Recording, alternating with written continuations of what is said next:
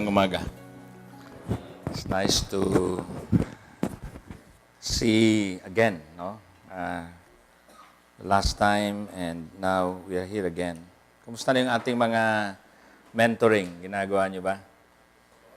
Yung iba, thank you for those who have shared what is happening. That is very encouraging. And I hope that you're doing it, and where we are applying it sa ICM this year, we hope that the 5,000 pastors who have been doing it will start mentoring their church leaders. So it's a slow multiplication process. At unti-unti, we want to influence and to impact the leadership of the church. Kasi kahit na nagme-mentoring yung mga pastor, as long na tormentor yung mga leaders niyo, wala pa rin mangyayari. So you really need to advance that, and you really need to mentor your church leaders, because the hindrance, no? At this has been said in several occasions, narinig ko, the hindrance of the church growth is actually hinges on the leaders. Doon nakaugat doon nakasagabal din, ano? Dahil they are not one with us, and they may be really good in terms of their performances, pero as long as they don't share the heart of Jesus, ay walang mangyayari. So this morning, I'd like us to consider one important aspect na reality ng ating buhay, and that is yung lahat tayo may kahinaan, di ba? Sino sa inyong walang kahinaan? We all have weaknesses, and let me read a very important passage for our meditation this morning. So in 1 Corinthians chapter 12, let's just read the entire text from verses 1 to 2 Corinthians chapter 12. Yeah, 7 to 10 na nakalagay dyan, but let's start from verses 1 to 13. Let's read from verses 1 to 13. I must go on boasting. Although there is nothing to be gained, I will go on to vision and revelations from the Lord. I know a man in Christ who 14 years ago was caught up to the third heaven. Whether was in the body or out of the body, I do not know. God knows. And I know that this man, whether in the body or apart from the body, I do not know, but God knows, was caught up to paradise and heard inexpressible things, things that no one is permitted to tell. I will boast about a man like that, but I will not boast about myself, except about my weaknesses. Even if I should choose to boast, I would not be a fool, because I will be speaking the truth. But I refrain so that no one will think more of me than is warranted but what I do or say, or because of these surpassingly great revelations. Therefore, in order to keep me from becoming conceited, I was given a thorn in my flesh, a messenger of Satan to torment me. 3 times I pleaded with the Lord to take it away from me, but he said to me, my grace is sufficient for you, for my power is made perfect in weakness. Therefore I will boast all the more gladly about my weaknesses, so that Christ's power may rest on me. That is why, for Christ's sake, I delight in weaknesses, in insults, in hardships, in persecutions, in difficulties, for when I am weak, then I am strong. I have made a fool of myself, but you drove me to it. I ought to have been commended by you, for I am not in the least inferior to the super apostles, even though I am nothing. I persevered in demonstrating among you the marks of true apostles, including signs, wonders, and miracles. How were you inferior to the other churches, except that I was never a burden to you? Forgive me this wrong. Now, we try our best to cover up our weakness. isn't it? No one would like to be vulnerable. And so we do everything to make sure that that weakness is being covered up. And so the thing that we do in order to cover that up is we show our best foot forward.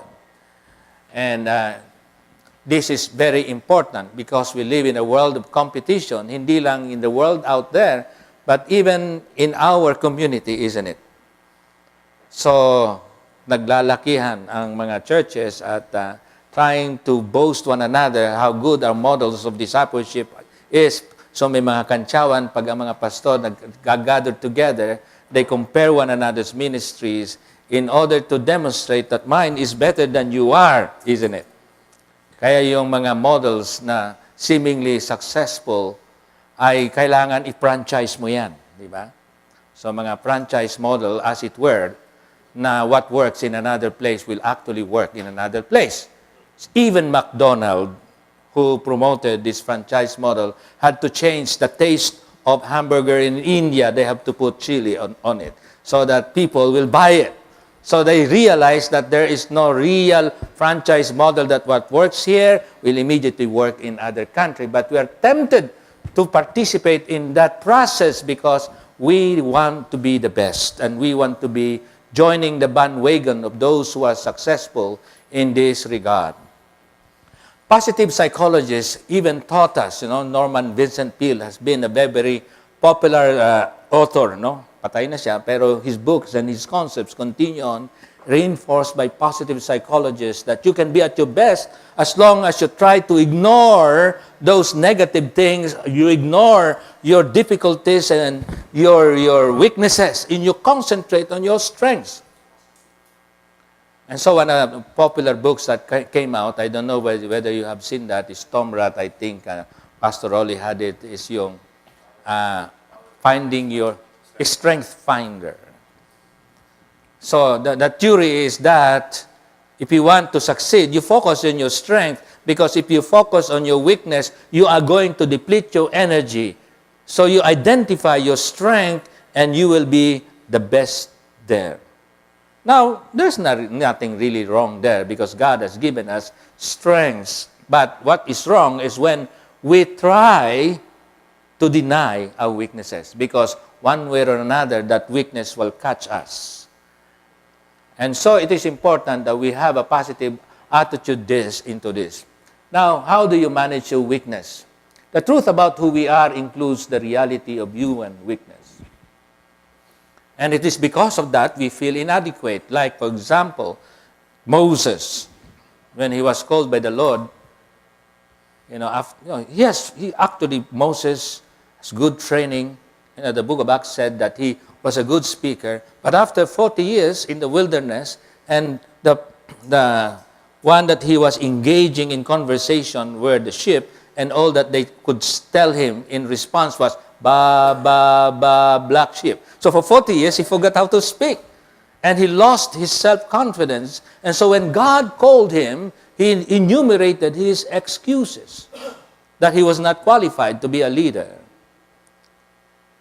So there is that tendency that we try to hide our physical deformity, our disability, because they make us very insecure. But nowadays, you don't want to talk about it. You don't want to talk about your suffering. You don't want to talk about your difficulties, because that will hinder you in finding your strength.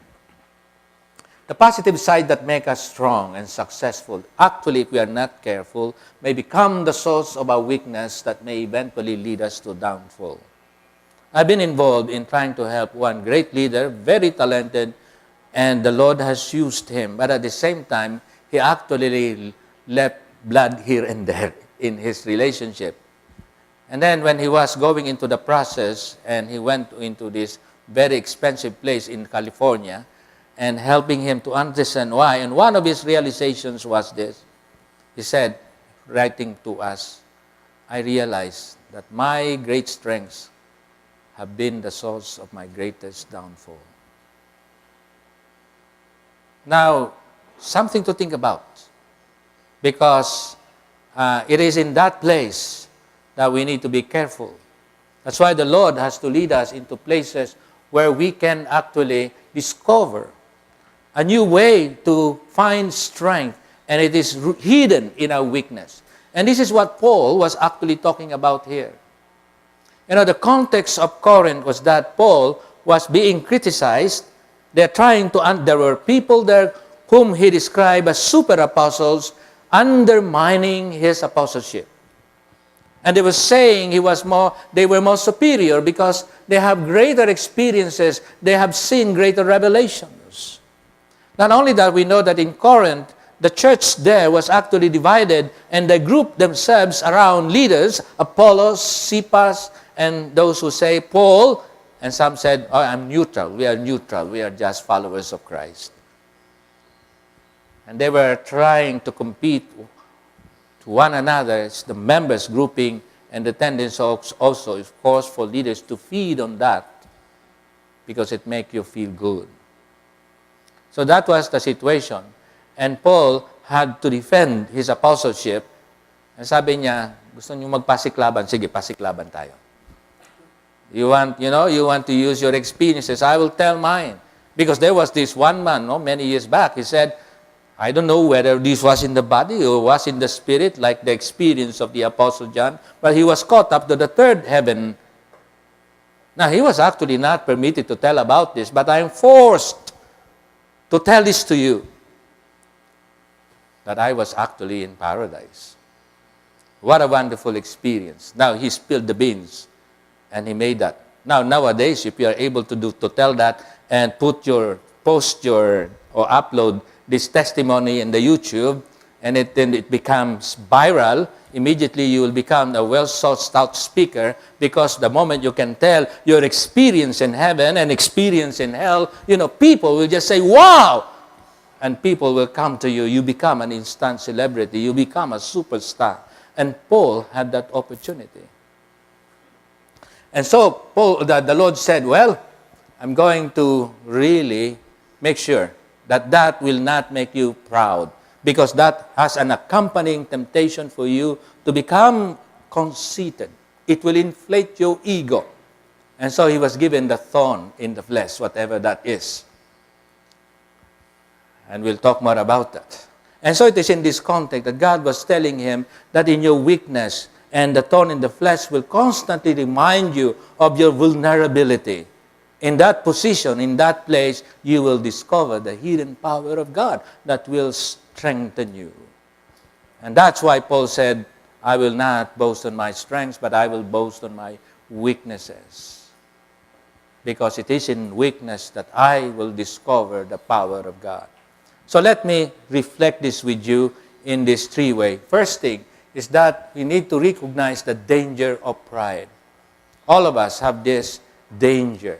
And this is what God is saying, that this privileged revelation of being caught up to the third heaven and actually see paradise. Wow, that's wonderful, he said. As I've said, that will propel you to greatness, that will make you an instant celebrity. And of course, the danger is human boasting. And you will see that. You can hear that. Pag yung mga pastor, they gathered together and they start to talk about how many Bible studies, how many members they have, how users they're offering. Pastor Philip used to say the ABC of success. Do you still remember that? Ano yun? What's the A? Attendance, building, and cash, and condominium. Okay? So you can add that. So these are the three marks of a successful minister. So, sa C, marami, cash, condominium, and then you have a car. Wala bisikleta ka lang, hindi BTEC, Honda, bisikleta lang. So, hindi ka successful. So daanin mo na lang sa cellphone, iPhone, o pwede na rin, di ba? So, at least you can show na big shot ka na pastor. And that's the way we pastors talk about. We brag about in a subtle way. We talk about our great accomplishments for the Lord. Even if people are not asking, we volunteer on information. Kaya pag may naganon, pastor, hindi ko naman tinatanong. Sikreto mo na lang muna yan. But all of us would like to volunteer that information because we want to feel good. We want people to recognize as great that we are doing something great. And so this revelation, this good experience, this great experience was a privilege for Paul. No one of course, sino ba sa inyo nakapunta na sa langit, bumalik? Wala pa, no? Once you go there, you never come back. We'll just follow you. So who wants to become spy to heaven, to report to us how great heaven is? I'm sure no one, no? Okay.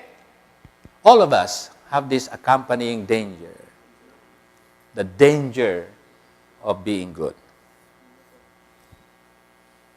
Now we are all good, isn't it?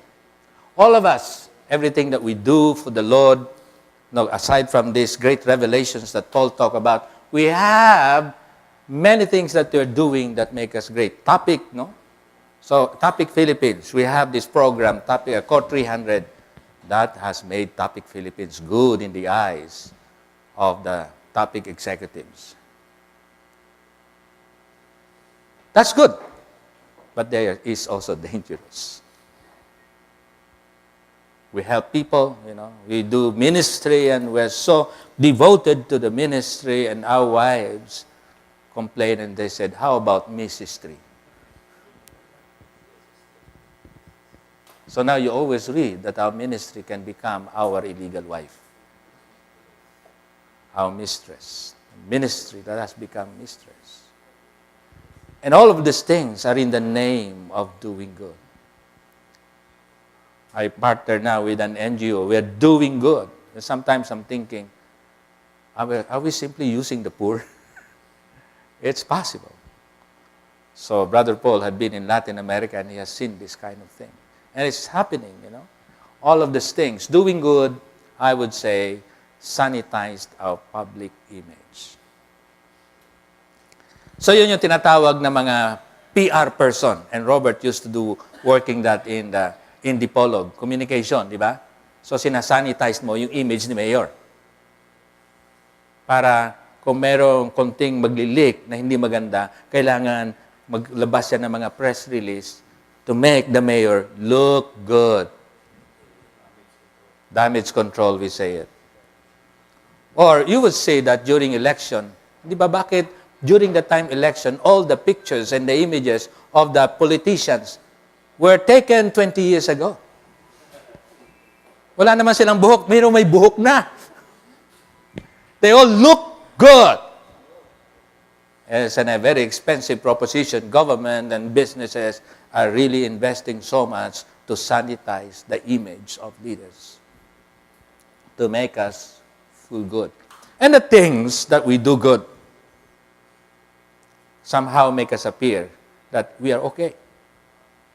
Now, one thing that I realized, is because there were several Christian leaders, lay leaders, most of them were lay leaders, were found out to be doing bad. Some of them had gotten their illegal wife, and some of them have fallen into, misuse of funds. Normally, andun sa dalawa na yun. The obvious is that, you get your illegal wife, and then you get your misuse of funds, and all of that has thing to do with power and pride. And we start discovering that they have, secret mistresses. Yung sinasabi ni Pastor Glenn Guillermo, hindi sumakabilang buhay, kundi sumakabilang bahay. In Tagalog, how do I put that? He did not go after life, but he went to the other house. Not going to heaven, going to the house. But the pun lost in English. It's in Tagalog,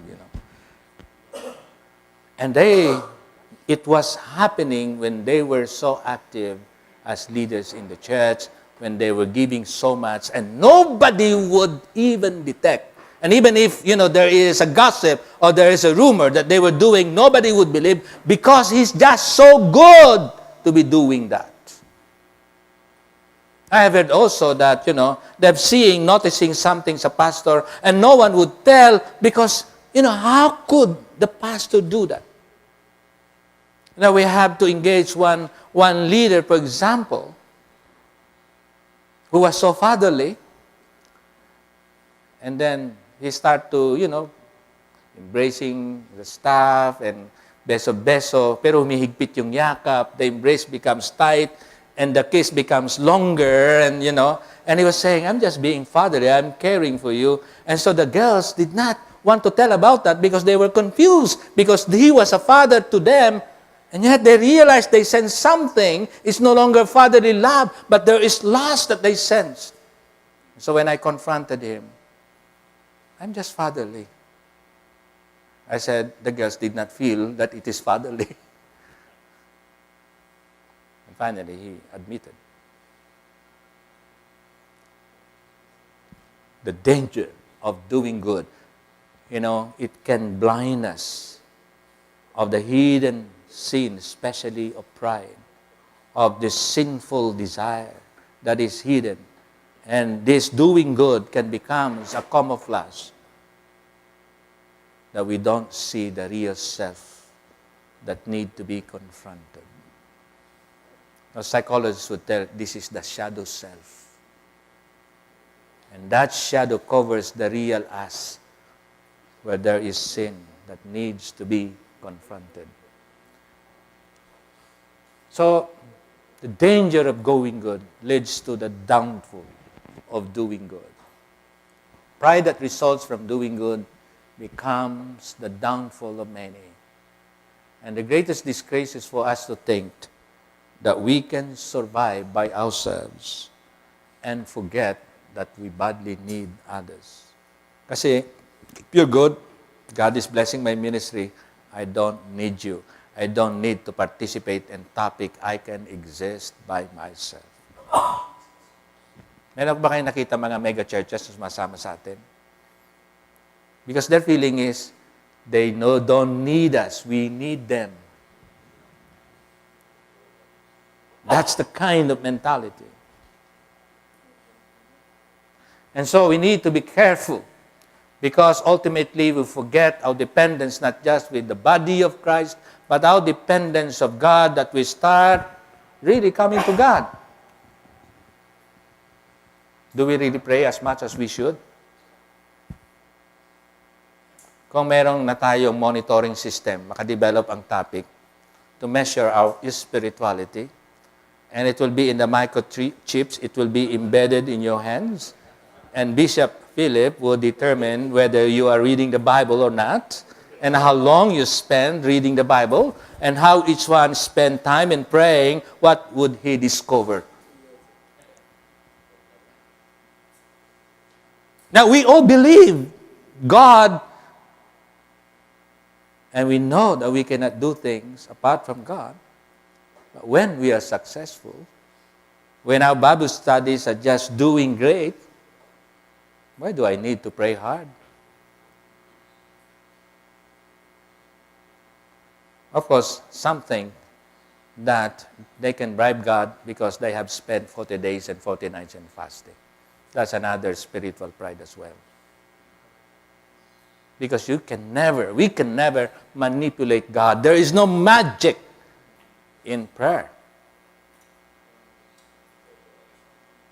So think, I'm sure you have heard, Pastor, that the Lord is going to bless me because I have done 40 days and 40 nights in prayer and fasting.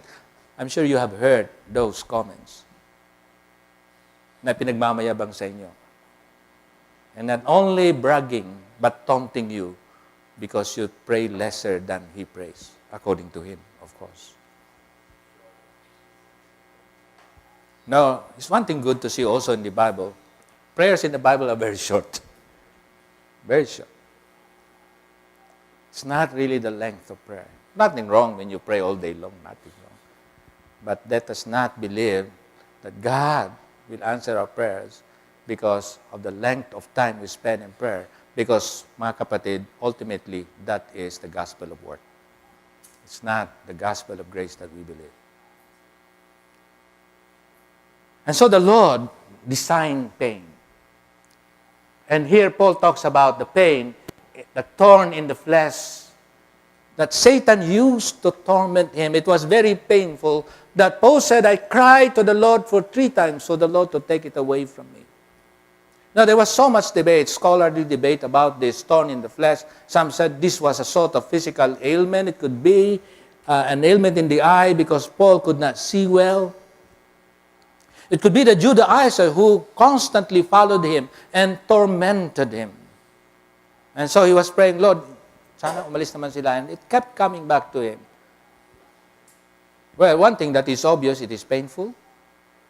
It is an instrument of Satan. And, it can be metaphorical rather than actual case. I would believe it's a more a metaphorical statement, a thorn in the flesh, a messenger of Satan, so our deacons can become our thorn in the flesh. Yeah, di ba? Kaya nga sometimes, because when we present, they always criticize us, so we cannot advance. So they become a thorn in the flesh. I have been in such situation like that. Everything that you present, everything you talk about, not only the pastor but the leaders, she will have something to say negative. And then finally I said to that sister, it seems that you are not happy with us, and we find it difficult to be happy with you. There are other churches. We want to release you if you want to. Suddenly she walked up, and she did not leave. She stopped criticizing. And then the Lord started to change him. Sometimes we need to do that. But they can become the real thorn in the flesh. If you have only one person like that in the church, it's very difficult to advance.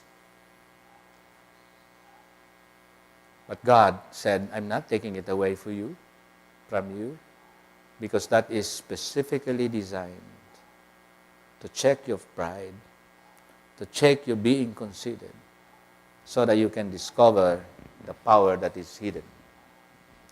And so we need to learn that sometimes all these matters that make life very painful and miserable can be a gift of pain. It was in the book of, what is that? Author, The Gift of Pain.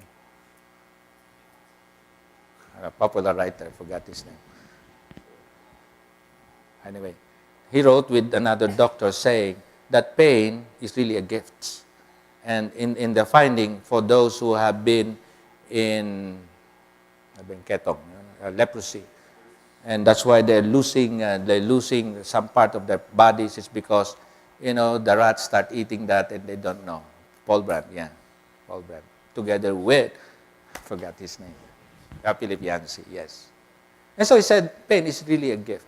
Because if you remove pain, you will never know that there is danger. So it alerts us something is wrong in our body. There is pain. And so God said to Paul, I'm giving you this pain as a gift to you, so that you will always be checked, so that you will discover that this supernatural experience that can make you proud and conceited and even forget me, puts you on the ground, brings you to the reality of your humanity. Doesn't mean to say that you have been caught in the third heaven, that you are now semi-divine. You are still a human being. You are still fragile. You are still vulnerable. And that thorn in the flesh was a constant reminder to him that I am weak, and therefore I must call upon the Lord. So, God's gift of pain has given us also His grace in the midst of pain.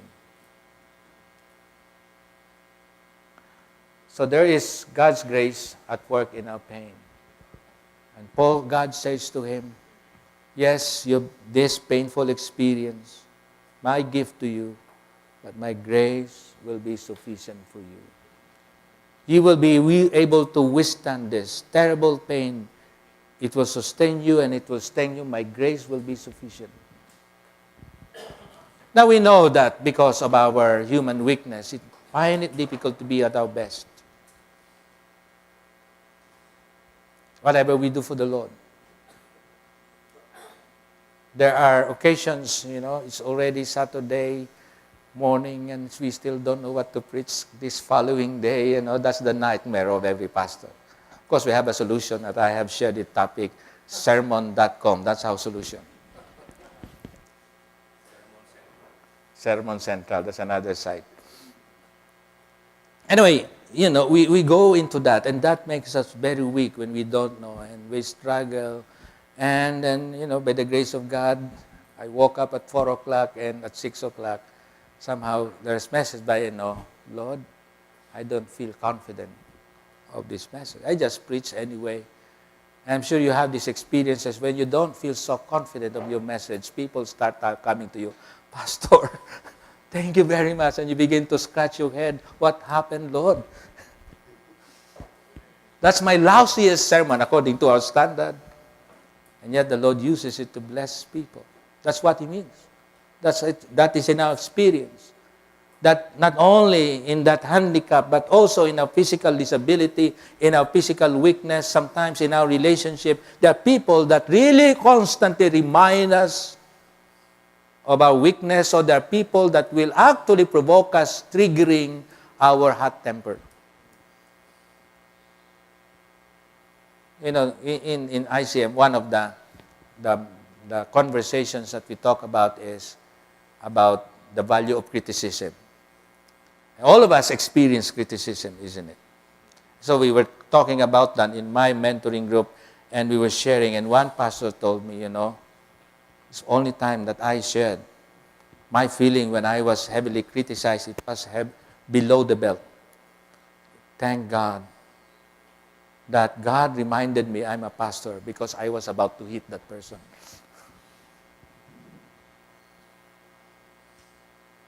That's part of our weakness, isn't it? Our temper, our personality, even our history, our sense of history.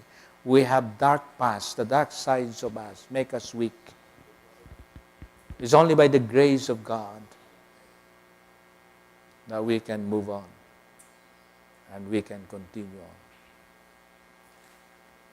That we can recover. Like Gordon MacDonald was exposed to his sin, was pastoring again, church planting nowhere in the backwaters of New York. He was faithful.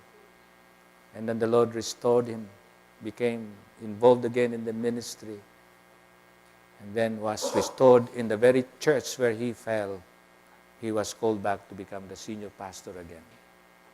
And now being used by the Lord to minister to the pastors, not using his successes, but actually his painful experience of disgrace and sin. God, you redeem it and restored it. And I'm sure as he being reminded of it, he was driven to God and called him. There is danger of the danger of pride that comes from pain. God has a design for pain so that we can actually discover God's power. It is in this painful experience that in the midst of excessive pain, Paul discovered the power of God. It was this that drove him to cry and to seek the Lord. He became dependent of God. So the support given him was hidden in his pain, making perfect the power of God in his struggle with the thorn in the flesh. It drew him closer to God and depend on him alone in prayer. So, brothers and sisters, we need to learn how to embrace our human pain. We should not be afraid of suffering. And the missing dimension in discipleship today is suffering. Nobody wants to talk about it. If you're suffering, brother, there's something wrong with you. Are you called to this ministry? People doubt your calling when you are in suffering, isn't it?